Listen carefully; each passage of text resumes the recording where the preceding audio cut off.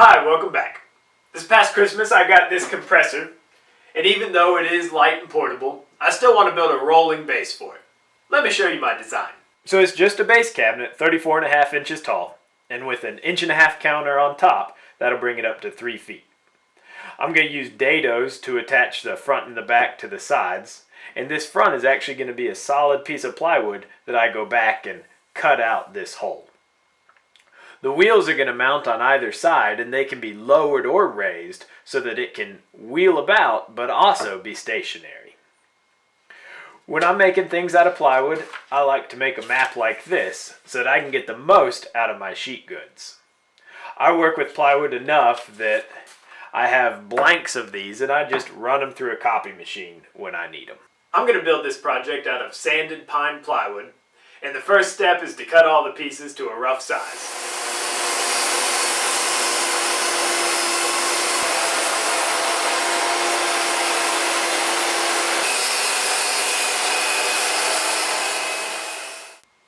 To make sure the front and back are the exact same size, I'm going to cut them at the same time. I'll do the same thing with the two sides.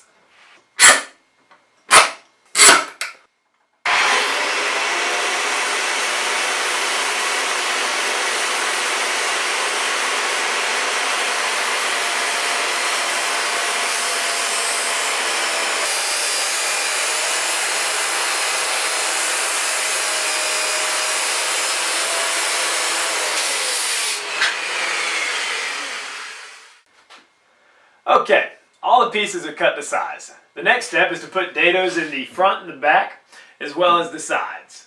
The front and the back get dados on 3 sides, and then the 2 sides just get a dado down at the bottom.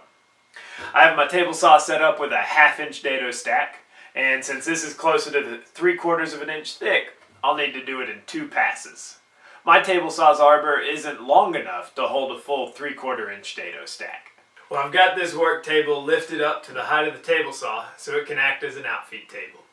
I also put painter's tape on all the sides that are getting dados. That way, once I turn the table saw on, I can focus on safety and not think about where I'm putting the dado.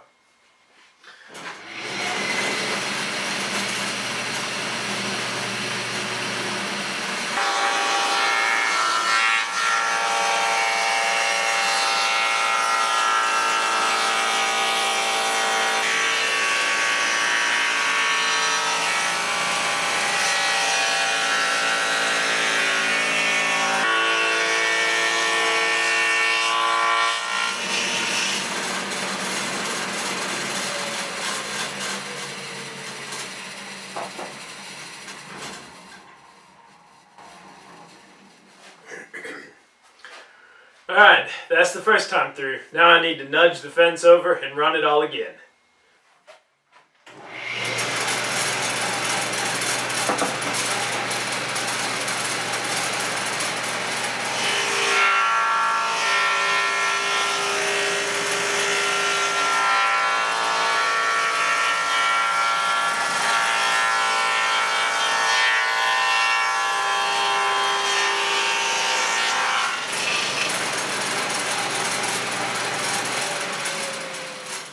Now it's time for glue and clamps.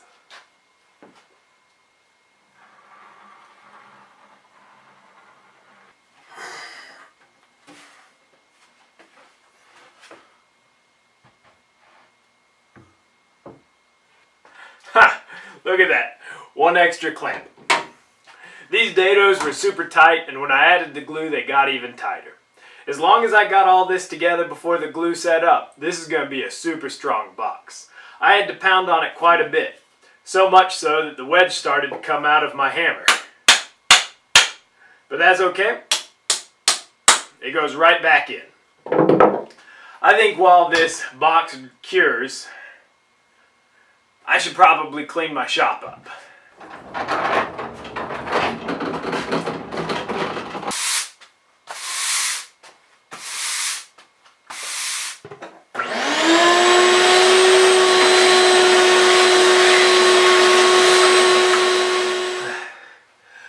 Alright, I left those clamps on for a good 24 hours. The next step is to cut a hole in the front for a door. That's going to involve a circular saw to cut the straight lines, a jigsaw to connect the corners, and then a router to make it flush with the sides and the floor inside.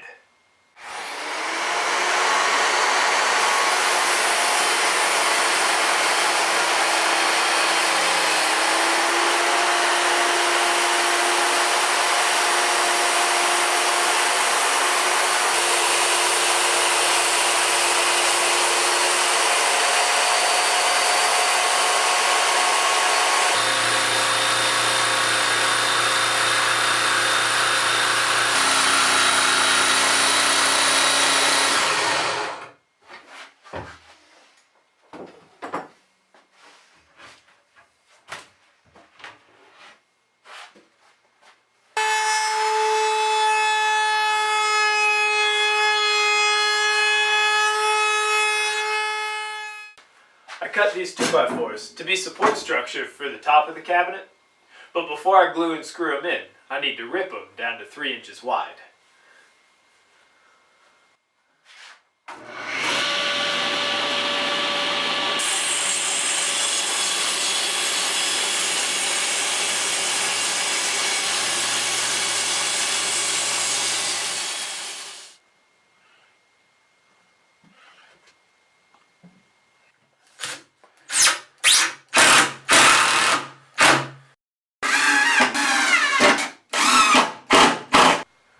Alright, I added a center support. As you can see, now it's time to put some glue on it and then lay the top on and screw it down.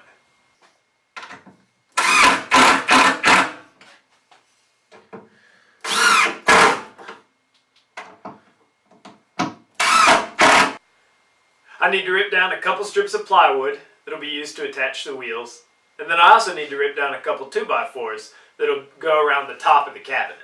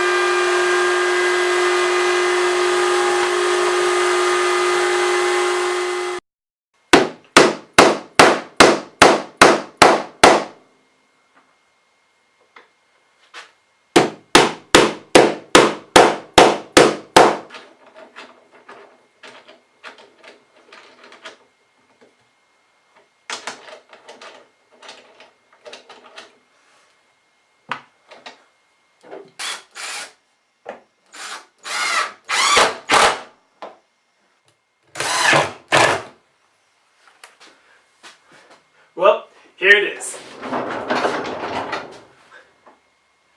It rolls around nicely, and when I want it to be stationary, I just lift up and pull these jack stands out of the way.